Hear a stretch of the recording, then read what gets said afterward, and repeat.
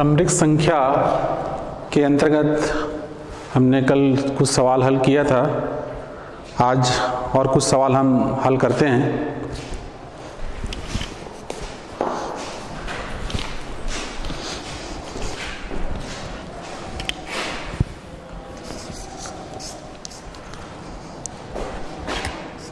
Five minus 3i upon 6 plus i को a plus I B के रूप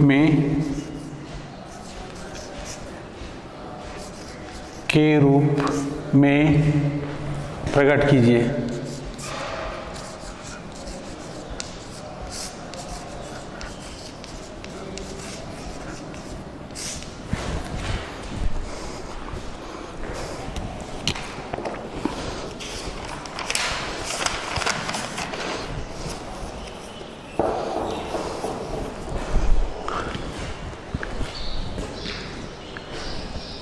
इसको हमें a प्लस आई बी के रूप में हमें लिखना है। a प्लस आई बी जो कि समृद्ध संख्या का व्यापक रूप है, इस रूप में हमें लाना है। तो इसको हम कैसे लाएंगे? इसके लिए हम क्या करते हैं, 5 minus 3i upon 6 plus i is equal to 5 minus 3i upon 6 plus i. यहाँ पे हम जो हर का हम संयुग्मी ले लेते हैं। जैसे यहाँ पे देखिए साइन प्लस है, इसका अपोजिट माइनस होगा। तो हम क्या करेंगे, 6 माइनस आई से ऊपर और नीचे गुणा कर देंगे। 6 माइनस आई का ऊपर अंश में और 6 माइनस आई का हर में गुणा कर देंगे, मतलब इसका संयुग्मी लेके हर का। तो ये हो जाएगा हमारा 6 माइनस आई का अंश में गुणा, 6 माइनस आई का हर में गुणा, और ये हमारा हो जाएगा। अभी दोनों को हम इस तरीके से लिख लेते हैं, 5 माइनस 3i 6 माइनस आई अपान 6 प्लस आई इंटू 6 माइनस आई। अब इसको हम आपस में गुणा करेंगे। तो ये देखिए, जिस प्रकार हम बीजी व्यंजक को, बीजी पदों को गुणा करते हैं, उसी प्रकार से इसको हम गुणा करेंगे। 5 का गुणा 6 में करते हैं, 5 का 30, 5 का गुणा माइनस आई में माइनस 5i। अब हम माइनस 3i का गुणा करेंगे, माइनस 3i का गुणा करेंगे 6 में, तो ये हो जाएगा माइनस 18i। अब हम माइनस 3i का गुणा करेंगे माइनस आई में, माइनस इंटू माइनस प्लस, ये हो जाएगा हमारा 3i स्क्वायर होल अपान। अब यहाँ पे जो सर्वसमीका है वो लगा देंगे, a plus B into A minus B, A square minus B square. तो एक स्थान पे 6 है और b के स्थान पे i है, तो ये हो जाएगा हमारा 36 ऋण i स्क्वायर। हम जानते हैं i square equal to -1। I square की वैल्यू हम यहाँ पे डाल देंगे जहाँ जहाँ पे आई स्क्वायर है, is equal to 30।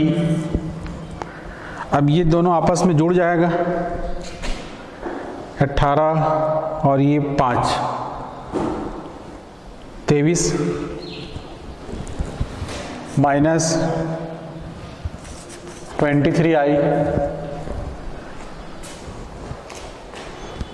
Plus 3i square का मान -1 whole upon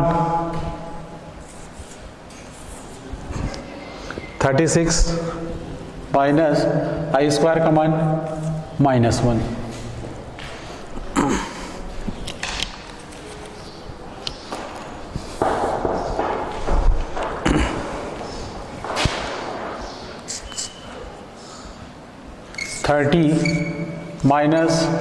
-23i plus into minus minus, ये -3 हो जाएगा।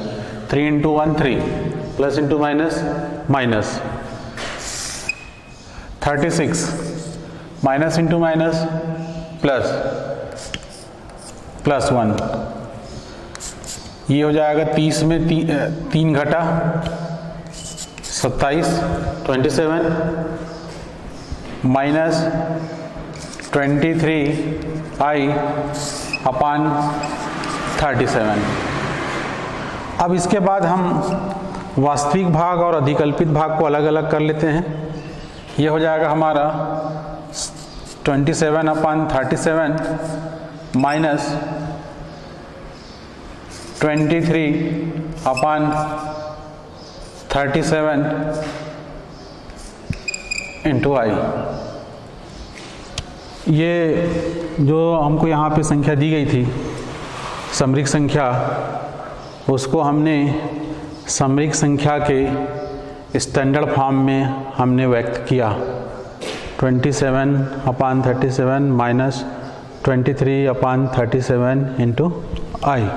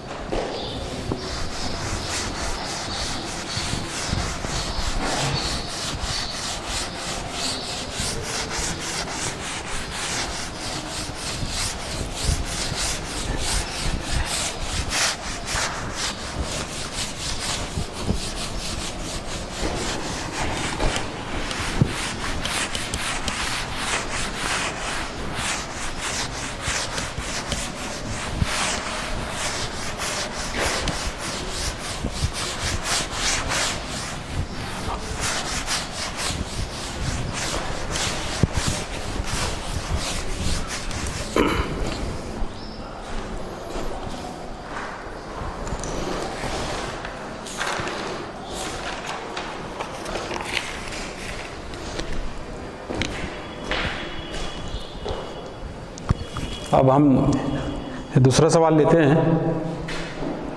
2 माइनस √-25 अपान 1 माइनस √-16 को a प्लस आई बी के रूप में लिखिए। को a प्लस आई बी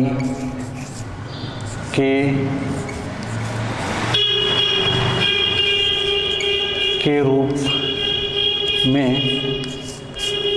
प्रकट कीजिए।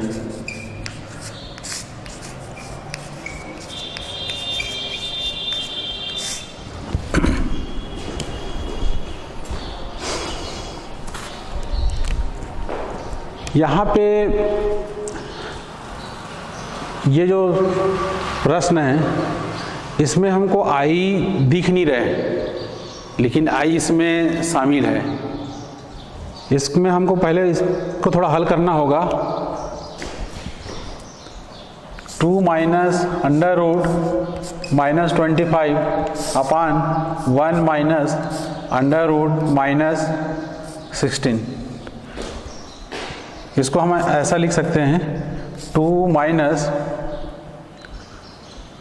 √25 इंटू -1, ऐसा हमने लिख दिया। इसको ऐसा लिखा जा सकता है 25 इंटू -1 अपान 1 माइनस √16 इंटू -1।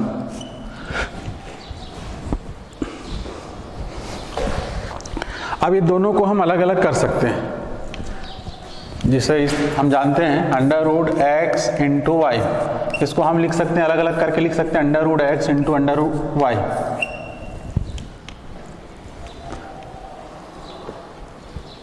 उसी प्रकार से इसको हम अलग अलग कर लेते हैं, दोनों संख्याओं को, 2 माइनस अंडर रूट 25 और ये हो जाएगा हमारा अंडर रूट -1। ये हमारा अंडर रूट -1 होगा और हम जानते हैं कि अंडर रूट -1 को हम किससे व्यक्त करते हैं, आयोटा, या इसको हम सामान्य बोलचाल में आई कहते हैं। ये हमारा आयोटा है, इसको हम अलग अलग करके लिख सकते हैं, under root -1 upon 1 minus under root 16 into under root -1। 2 minus ये 25 का वर्गमूल, 5, ये आई आयोटा अपान 1 माइनस 16 का वर्गमूल, 16 का वर्गमूल 4 और ये हो गया iota.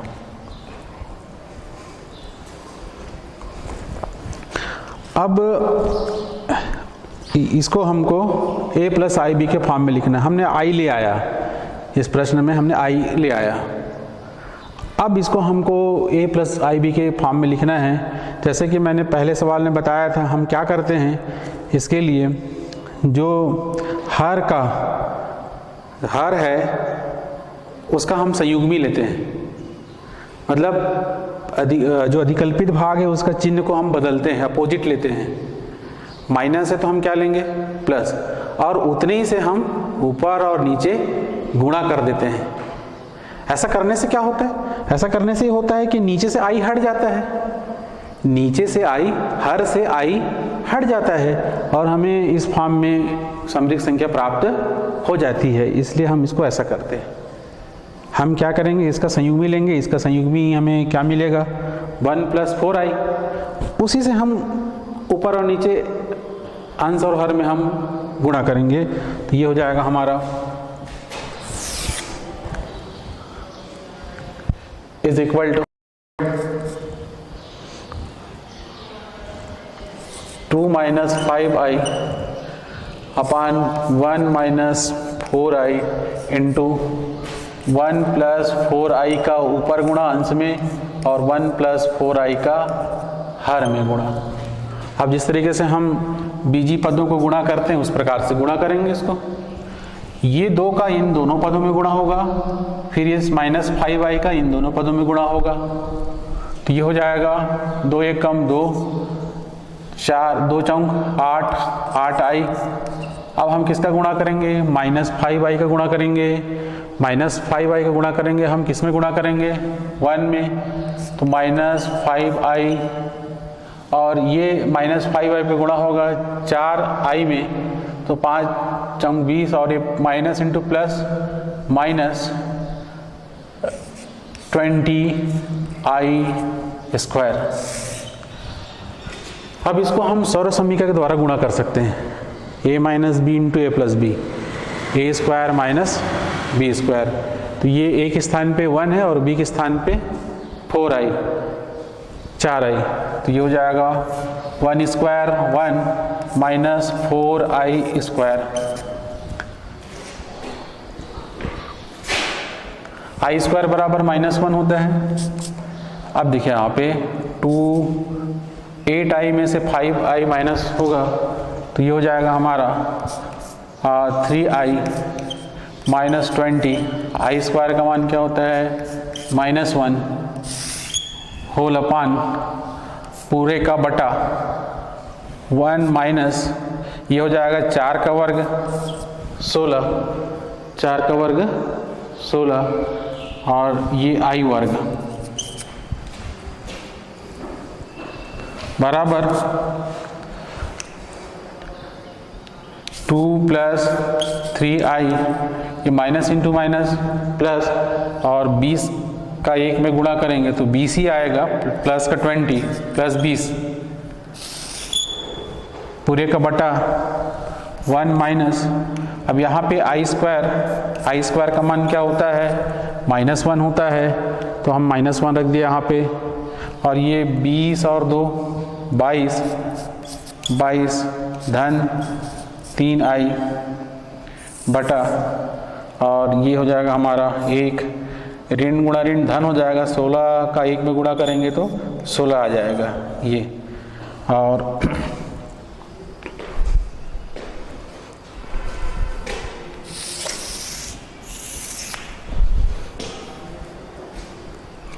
Is equal to 22 plus 3i, 16 और 1 17, और ये इसको दोनों भाग को हम अलग अलग कर लेते हैं, वास्तविक भाग और अधिकल्पित भाग को, तो ये हो जाएगा हमारा 22 बटा 17 धन 3 बटा 17 इंटू आई।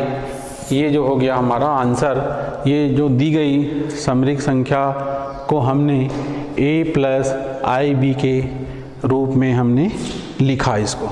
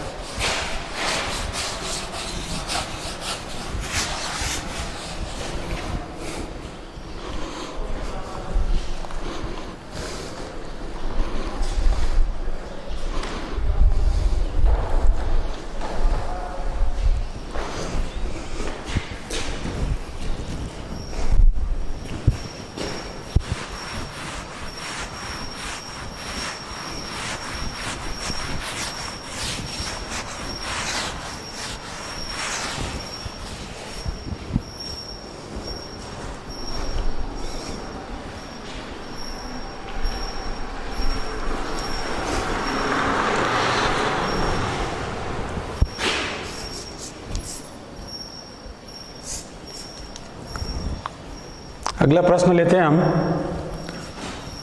1 माइनस आई अपान 1 प्लस आई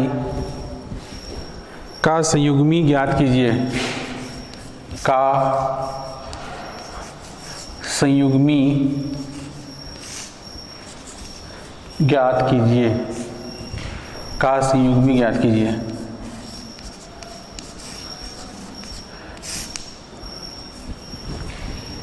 तो सबसे पहले हम क्या करेंगे, यहाँ पे सबसे पहले हम इसको स्टैंडर्ड फॉर्म में लिखेंगे, समरिक संख्या के स्टैंडर्ड फॉर्म व्यापक रूप में लिखेंगे। इसको हम a प्लस आई बी के फॉर्म में लिखेंगे, इसको a प्लस आई बी के फॉर्म में लिखेंगे। संयुग्मी क्या होता है, संयुग्मी में हम समरिक संख्या के अधिकल्पित भाग का चिन्ह बदलते हैं, उसका अपोजिट लेते हैं, विपरीत चिन्ह लेते हैं।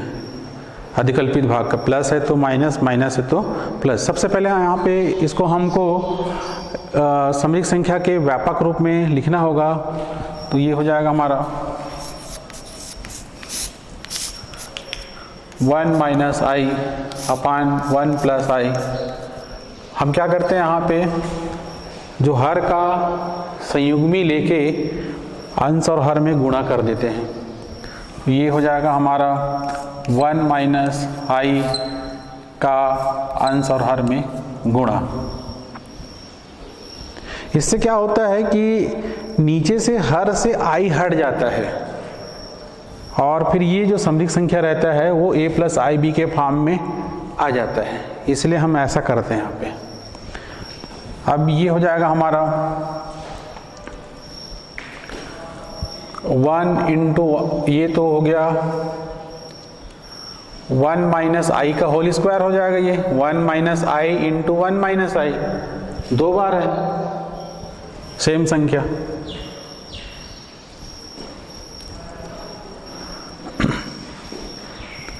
तो ये हो जाएगा 1 माइनस आई होल स्क्वायर, ये a plus B into A minus B, A square minus B square, 1 minus I square, एक का वर्ग 1 होगा। अब इसको हम ओपन करेंगे, इसको प्रसार करेंगे, 1 ऋण 2i प्लस आई स्क्वायर, ए माइनस बी होल स्क्वायर से इसको हमने प्रसार कर दिया।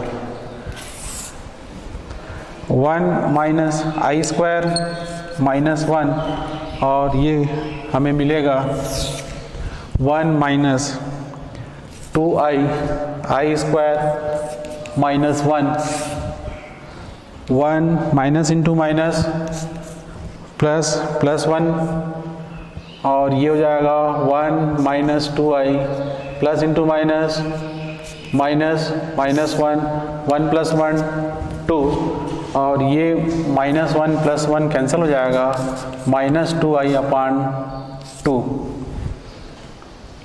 ये 2 से 2 कैंसिल हो जाएगा, तो हमें मिलेगा यहाँ पे minus I.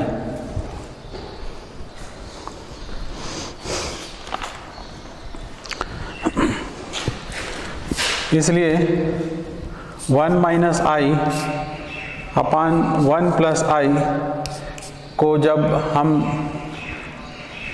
a plus I B के फॉर्म में लिखते हैं तो इसको हम इस तरीके से लिख सकते हैं 0 माइनस आई। अब इसका हमें संयुग्मी लेना है, तो हम जानते हैं कि संयुग्मी में हम अधिकल्पित भाग का चिन्ह बदलते हैं, तो संयुग्मी हो जाएगा इसका संयुग्मी 0 प्लस आई।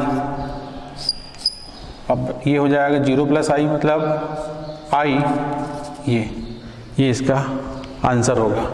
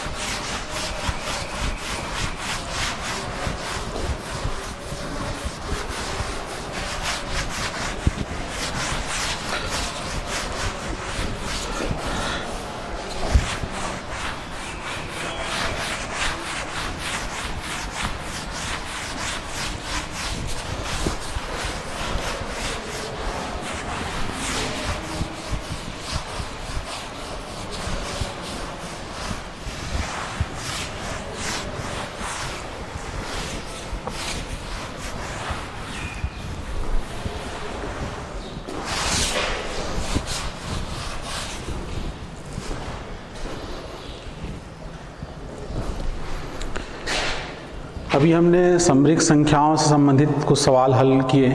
अब इसके बाद हमारा जो अगला टॉपिक है समरिक संख्याओं का ज्यामितीय निरूपण या आर्गन चित्र।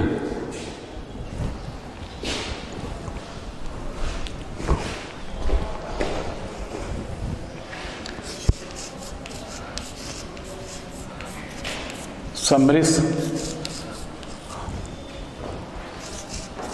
संख्या का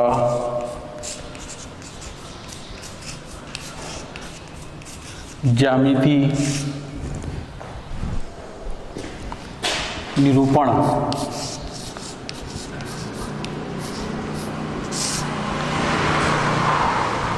या फिर इसको हम आर्गन चित्र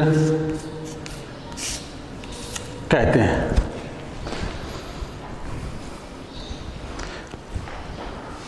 हमने समरिक संख्या को क्रमित युग्म के रूप में लिखा था, पेयर के रूप में। यहाँ पे हम क्या करेंगे, यहाँ पे हम समरिक संख्याओं का हम ज्यामितीय निरूपण या फिर आर्गन चित्र के बारे में हम अध्ययन करेंगे। कहने का मतलब समरिक संख्या को हम रेखा चित्र के द्वारा उसको हम दर्शाएंगे। हम मान लेते हैं कि हमारे पास कोई एक समरिक संख्या है a प्लस IB। उसके लिए हमने बिंदु लिया है P। अब हम इसका क्रमित युग्म लेते हैं, तो इसका क्रमित युग्म क्या होगा, इसका क्रमित युग्म होगा AB। A इसका वास्तविक भाग और B इसका अधिकल्पित भाग। तो सबसे पहले हम क्या करते हैं, सबसे पहले हम यहाँ पे हम पहले आड़ी लाइन लेते हैं, एक आड़ी लाइन लेते हैं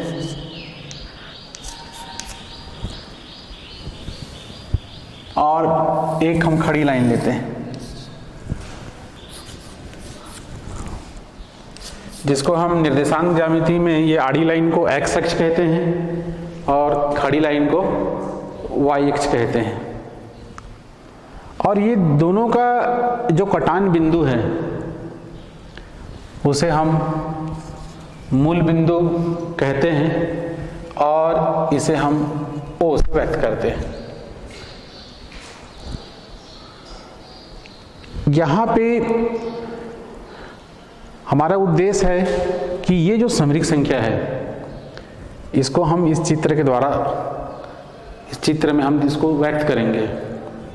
तो ये जो अक्ष है, ये जो निर्देशांक ज्यामिति में इसको हम x अक्ष के नाम से जानते हैं, यहाँ पे इस अक्ष को हम वास्तविक अक्ष कहेंगे, इसको हम वास्तविक अक्ष कहेंगे। ये वास्तविक अक्ष है, वास्तविक अक्ष होगा। और ये जो अक्ष है ये हमारा कहलाएगा अधिकल्पित,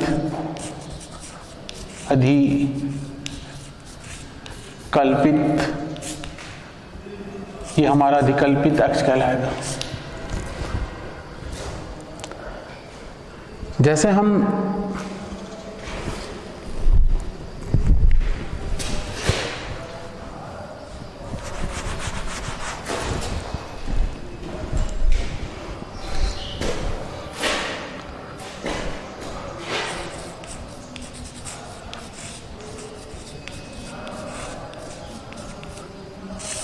अधिकल्पित अक्ष,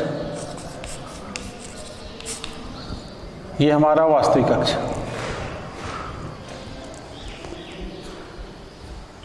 हम ये इस दिशा में धनात्मक लेते हैं, वास्तविक अक्ष के धनात्मक मान, और इधर वास्तविक अक्ष के ऋणात्मक मान। इधर पॉजिटिव, इधर होता है नेगेटिव। इधर जो होता है अधिकल्पित अक्ष, इधर धनात्मक मान, और इधर होता है ऋणात्मक मान होता है।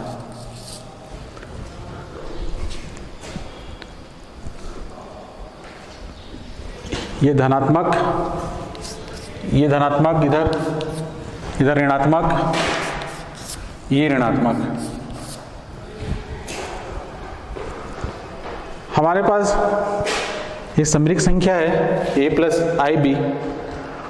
यहाँ पे हम देख रहे हैं कि ये जो दोनों धनात्मक है, वास्तविक भाग भी धनात्मक है और अधिकल्पित भाग भी धनात्मक है। तो ये जो चतुर्थांश है यहाँ पे ये दोनों धनात्मक होते हैं, वास्तविक भाग और अधिकल्पित भाग यहाँ पे धनात्मक होते हैं, प्लस प्लस। पहले हम वास्तविक भाग को लिखते हैं, उसके पश्चात अधिकल्पित भाग को। इसमें क्या होगा, इसमें होगा हमारा जो अधिकल्पित भाग होगा, सॉरी, यहाँ पे हमारा जो वास्तविक भाग होगा वो ऋणात्मक होगा और जो अधिकल्पित भाग वो धनात्मक होगा। यहाँ पे हमारा जो वास्तविक भाग और अधिकल्पित भाग दोनों ऋणात्मक होंगे, यहाँ पे ये दोनों ऋणात्मक होंगे। यहाँ पे वास्तविक भाग हमारा धनात्मक होगा और जो अधिकल्पित भाग है वो ऋणात्मक होगा। ये हमारा हो गया पहला चतुर्थांश, ये दूसरा, ये तीसरा और ये चौथा।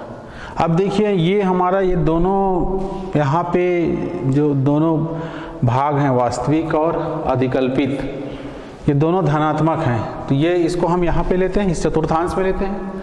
हम मान लेते हैं कि ये हमारा जो ए जो है किसको व्यक्त कर रहे हैं, वास्तविक भाग को। ये समरिक संख्या जो है इसको हम बिंदु P के द्वारा हम व्यक्त करते हैं। किसके द्वारा व्यक्त किया जाता है, बिंदु P के द्वारा हम इसको व्यक्त कर रहे हैं।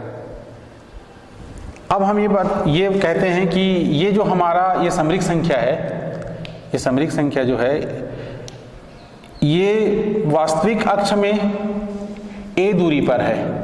वास्तविक अक्ष में कितनी दूरी पर है, a दूरी पर है। और अधिकल्पित अक्ष के अनुदिश ये कितनी दूरी पे है, b दूरी पे है। ये समरिक संख्या की स्थिति को बता रहा है, ये उसको पोजीशन को बता रहा है कि ये हमारी जो समरिक संख्या है वास्तविक अक्ष में a दूरी पे है और अधिकल्पित अक्ष की अनुदिश b दूरी पे है। और ये p को जब हम a से जोड़ते हैं, p क्या चीज है, समरिक संख्या की स्थिति है। अब जब हम p को a से जोड़ते हैं, यहाँ पे इसको हम m ले लेते हैं, इस पॉइंट को m से व्यक्त करते हैं। ये समरिक संख्या, ये जो बिंदु है P से O की जो दूरी है इसको हम R से व्यक्त करते हैं, स्मॉल r से।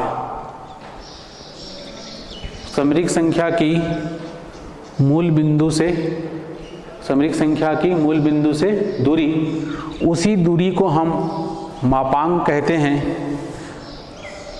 और हम जानते हैं कि जो दूरी होता है वो हमेशा धनात्मक होता है। दूरी हमेशा क्या होता है, धनात्मक होता है। तो ये सदैव क्या होगा, धनात्मक होगा। और ये जो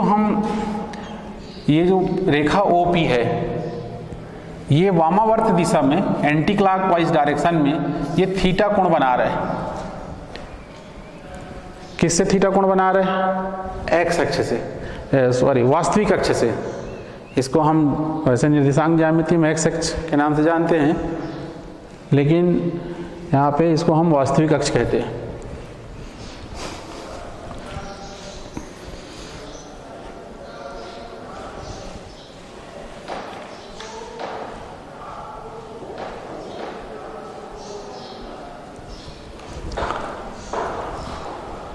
तो ये जो रेखा एक्स अक्ष से जितना कोण बना रहा है, एक्स अक्ष से जितना कोण बना रहा है, इसको हम कोणांक कहते हैं। इसे हम क्या कहते हैं, कोणांक कहते हैं। इसे हम समरिक संख्या का कोणांक कहते हैं। अब देखिए यहाँ पे, अब ये हमारा एक समकोण त्रिभुज बन गया, ये OPM एक समकोण त्रिभुज बन गया। यहाँ पे ये 90 डिग्री यहाँ पे है। ये जो OP है वो कर्ण होगा। अगर हम त्रिभुज OPM में पाइथागोरस प्रमेय का हम इस्तेमाल करें तो OP का वर्ग बराबर OM का वर्ग धन PM का वर्ग होगा। OP को हमने किससे व्यक्त किया है? R से, R वर्ग बराबर OM, OM को OM बराबर क्या है? A है, A का वर्ग, PM बराबर B है, B का वर्ग। इधर से वर्ग हटा दो, R बराबर वर्गमूल A वर्ग धन B वर्ग, और इसी को हम, ये R को हम क्या कहते हैं? समरिक संख्या का मापांक। इसके बारे में हम वैसे पहले अध्ययन कर चुके थे, सीधा हमने सूत्र बताया था। अब हम इसका प्रूफ भी देखें, R कैसे निकला। और ये किसको व्यक्त करता है? ये दूरी को व्यक्त करता है। समरिक संख्या की जहाँ पे स्थिति है वहाँ से मूल बिंदु की दूरी को व्यक्त करता है, और हम जानते हैं कि दूरी सदैव धनात्मक होती है।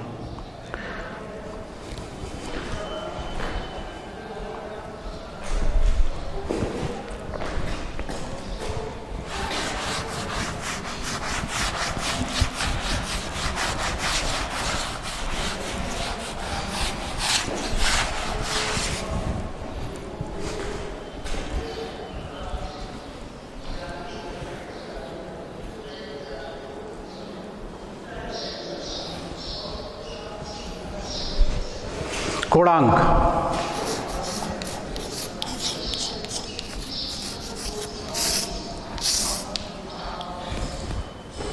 ये जो थीटा है, ये जो थीटा है, इसको हम समरिक संख्या का कोणांक कहते हैं। अगर हम इस त्रिभुज पे देखें तो ये हमारा न्यून कोण है, ये लंब हो जाएगा, और ये कर्ण हो गया 90 डिग्री 90 अंश के सम्मुख भुजा कर्ण, और ये जो तीसरी भुजा ये आधार। तो यहाँ पे अगर हम tan थीटा लेते हैं, tan थीटा लेते हैं, तो हमें क्या प्राप्त होगा? tan थीटा बराबर होता है लंब बटे आधार। तो लंब हमारा क्या है? PM, आधार OM। तो ये tan थीटा बराबर PM बराबर B और OM बराबर A। इस तरीके से हम उसको व्यक्त करते हैं। ये थीटा जो है हमारा कोणांक है। जब हमें कोणांक निकालना होता है तो हम इस बात को ध्यान रखते हैं कि हमारा जो समरिक संख्या कौन से चतुर्थांश के अंतर्गत आ रहा है? पहले में आ रहा है कि दूसरे में आ रहा है कि तीसरे कि चौथे? पहले चतुर्थांश में हमारा एंगल कहाँ से कहाँ तक होगा? 0 से लेकर 90 डिग्री तक। ये यहाँ से यहाँ तक कितना डिग्री होगा? 90। 0 से लेकर 90 पहले चतुर्थांश के जो कोणांक होंगे, यहाँ पे जो कोण का मान होगा 0 से 90 डिग्री तक होगा। दूसरे के लिए कितना होगा? दूसरे के लिए होगा 90 से 180 डिग्री। ये 90 है, ये 90 डिग्री है। अगर कोई समरिक संख्या दूसरे चतुर्थांश में है तो उसका जो कोणांक होगा वो 90 डिग्री से लेकर 180 डिग्री तक होगा। और अगर हमारा समरिक संख्या अगर तीसरे चतुर्थांश में है तो ये हो जाएगा 180 से लेकर 270 तक। और चौथे में 270 से लेकर 360 तक, 360 डिग्री तक। तो उसके आधार पे हमें कोणांक ज्ञात करने होते हैं। खाली हमको सूत्र का ही प्रयोग नहीं करना है, हमको ये देखना है कि हमारी जो समरिक संख्या है वो किस चतुर्थांश के अंतर्गत आ रहा है। और ट्रिग्नोमेट्री की सहायता से फिर हम इसका सही कोणांक का हम निर्धारण करते हैं। और ये जो डायग्राम है इसको हम आर्गन चित्र के नाम से भी जानते हैं, या इसे हम इसको हम आर्गंड समतल भी कहते हैं, आर्गंड समतल, अंग्रेजी में आर्गंड प्लेन, या इसको हम समरिस समतल के नाम से भी इसको हम जानते हैं। तो ये हो गया हमारा, अभी हमने अध्ययन किया समरिक संख्याओं का ज्यामितीय निरूपण। ये समरिक संख्या को व्यक्त कर रहे हैं। यहाँ पे हम देखते हैं कि हमारा जो समरिक संख्या का जो वास्तविक भाग है उसका मान कितना है, a है, मतलब मूल बिंदु से हमारा समरिक संख्या a दूरी पर स्थित है। मूल बिंदु से कितनी दूरी पर, वास्तविक अक्ष में a दूरी पर स्थित है। और अधिकल्पित अक्ष के अनुदिश कितनी दूरी पे है, b दूरी पर है। कितनी दूरी पर है, b दूरी पर। जैसे आप लोग कक्षा हमने 9वीं में पढ़ा है ग्राफ प्लाट करने का, उसी की तरह ये है। इधर वास्तविक अक्ष का मान और इधर अधिकल्पित अक्ष का मान। तो ये हमारा हो गया समरिक संख्या का ज्यामितीय निरूपण के अंतर्गत हमने अध्ययन किया। मापांक इसमें हमने बताया आपको, मापांक क्या होता है। हमने कोणांक का भी अध्ययन किया, और कोणांक जब हम ज्ञात करते हैं उस समय हमें इस बात का भी ध्यान रखना होता है कि हमारा समरिक संख्या किस चतुर्थांश के अंतर्गत आ रहा है। और ये भी ध्यान रखना पड़ता है कि कहाँ पे कौन सी, इनका चिन्ह कहाँ कहाँ पे, कौन कहाँ पे प्लस है, कौन कहाँ पे माइनस, ये भी ध्यान रखना पड़ता है। तो यहाँ पे हम देख रहे हैं कि पहले में दोनों प्लस होते हैं, दूसरे में माइनस प्लस। पहले उसको लिखा जाता है, पहले हम किसको लिखते हैं, पहले वास्तविक भाग को लिखते हैं, फिर अधिकल्पित। तीसरे में दोनों माइनस, और चौथे में ये प्लस और माइनस, पहले वास्तविक भाग धनात्मक, अधिकल्पित भाग ऋणात्मक होता है। और मापांक सदैव धनात्मक होता है। और इसी के साथ आज का हमारा यह कक्षा समाप्त होता है। आप सभी को धन्यवाद।